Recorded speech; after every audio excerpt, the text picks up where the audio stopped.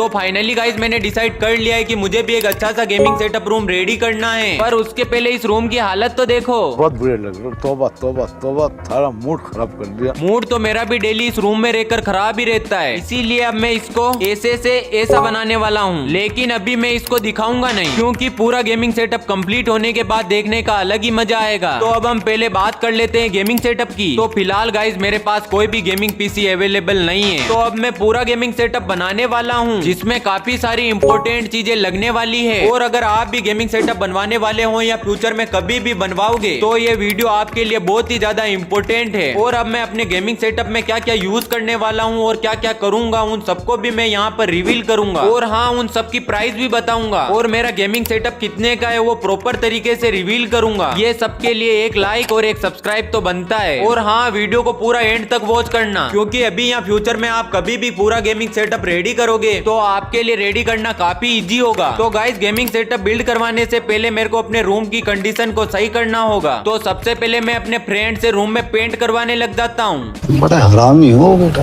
Paint complete होने के बाद मैंने सोचा कि विंडो पर पर्दे लगा देते हैं, जिसके कारण डस्ट अंदर नहीं आ पाएगी और अच्छे भी लगेंगे। पर्दों का काम कंप्लीट होने के बाद और इधर अब पूरा गेमिंग सेटअप करेंगे, इसीलिए मैंने पीछे एक वॉलपेपर लगवा दिया और नीचे ग्रास वाला कारपेट बिछा दिया, जिसके कारण अब इधर काफी अच्छा दिख रहा है। अब तो बस गेमिंग सेटअप और डेकोरेशन की कमी लग रही है। तो अब गेमिंग सेटअप परचेज करने का टाइम आ चुका है। तो अब मैं सुबह ही निकल जाता हूँ, अपने कुछ दोस्तों को लेकर निकल जाता हूँ पूरा गेमिंग सेटअप लेने। 1 hour later. तो फाइनली वो शॉप हमारे सामने है, जहाँ से मैंने पूरे गेमिंग सेटअप का आइटम परचेज किया है। ये है मेरा फ्रेंड भावेश। अब हम चलते हैं शॉप के अंदर। ये देखो, हमारे गेमिंग सेटअप के सारे आइटम्स यहाँ पर पड़े हैं। ये है वो अंकल जिनसे हमने पूरा पीसी परचेज किया है। अब अंकल इन सब आइटम को अनबॉक्सिंग करके दिखाएंगे। अभी अंकल एक एक को अनबॉक्सिंग करके सबको दिखा रहे हैं। दोस्तों, इन सब आइटम का क्या नेम है, इन सब आइटम की कितनी प्राइस है और पूरे गेमिंग पीसी का प्राइस भी हम आगे डिस्कस करेंगे। फिलहाल मैंने जितने भी आइटम को मंगवाया था उन सबको अनबॉक्सिंग करके देख लिया है, क्योंकि बाद में मेरे को कोई भी प्रॉब्लम नहीं आए। अगर आप भी परचेज करते हो तो एक बार सब कुछ चेक कर लेना, इससे आपको भी बाद में कोई प्रॉब्लम नहीं आएगी। पर गाइस, अब पीसी बिल्ड होने में कम से कम लगेगा 1 hour। 1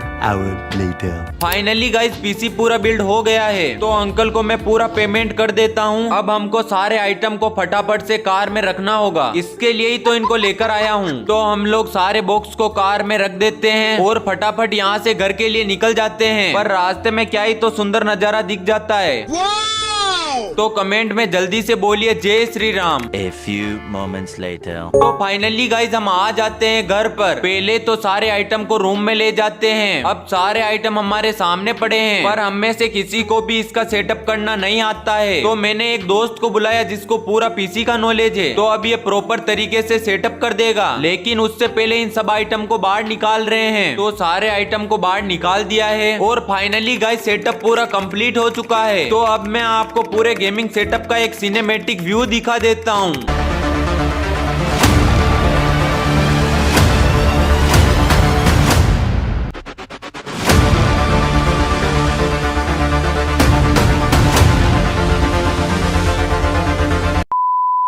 तो यही है मेरा गेमिंग सेटअप, जो कल तक मेरे पास नहीं था, पर फाइनली मैंने 3 साल मेहनत करके इसे परचेज कर लिया। अभी तक आपने मेरे जितने भी शॉर्ट्स या वीडियो देखे हैं वो सब मैं इस OnePlus मोबाइल से एडिट करता था, पर अब मैं पीसी में एडिट करूंगा। तो अब मैं आपको सबका प्राइस बता देता हूँ, क्योंकि अगर आप भी परचेज करो तो आपके लिए परचेज करना काफी इजी होगा। तो सबसे पहले मैं बात कर लेता हूँ सबसे इम्पोर्टेंट चीज की, वो है ये CPU, जिसमें मैंने बहुत सारे इम्पोर्टेंट आइटम का यूज किया है। तो सबसे पहले प्रोसेसर की बात कर लेते हैं, जो मैंने AMD Ryzen 7 जनरेशन का 7700X लगवाया है, जो गेमिंग के लिए काफी बेस्ट है। इसकी प्राइस है 31,000 रुपीज। और अब हम बात कर लेते हैं मदरबोर्ड की, जो मैंने लगवाया है Gigabyte का 650M, जो AMD Ryzen प्रोसेसर को अच्छा सपोर्ट करता है। इसमें 4 रैम स्लॉट्स है। इसकी प्राइस है 11,000 रुपीज। और अब हम बात कर लेते हैं ग्राफिक कार्ड की, जो मैंने 8GB रैम 350 RTX जो कि गीगाबाइट का यूज किया है। इसमें 2 फैन आते हैं। इसकी प्राइस है लगभग 21,000 रुपीज। और हाँ, मैंने तोशिबा की 2TB हार्ड डिस्क ली है। इसकी प्राइस है लगभग 6,000 रुपए। और हाँ, मैंने SSD 500GB यूज की है जिससे विंडो इंस्टॉलेशन इसमें होता है और वर्किंग के लिए एकदम फास्ट वर्क करता है। इसकी प्राइस है 3,100 रुपीज। और हाँ, मैंने एयरसेल की 2 रैम लगवाई है 16GB की। तो टोटल 32GB रैम की प्राइस 9,000 रुपीज है। और मैंने जेब्रोनिक्स के लिक्विड CPU फैन का यूज किया है जो कि प्रोसेसर को कूलिंग देता है। ये मेरे को 5,500 रुपए में पड़ा है। अब हम बात कर लेते हैं कैबिनेट की, जो मैंने MSI के ब्लैक गेमिंग कैबिनेट का यूज किया है। इसमें आगे से 3 फैन लगे हुए आते हैं। इसकी प्राइस है लगभग 4,000 रुपए। अब हम बात कर लेते हैं इस मॉनिटर की। तो ये एसर का 27 इंच का गेमिंग मॉनिटर है। इसमें 180 हर्ट्ज की रिफ्रेश रेट है और 0.5 मिलीसेकंड का रेस्पॉन्स है। इसकी प्राइस है 12,000 रुपीज। और हाँ, मैंने इलोनोवा का 1 kV UPS भी यूज किया है क्योंकि अगर हम कोई भी वर्क कर रहे हो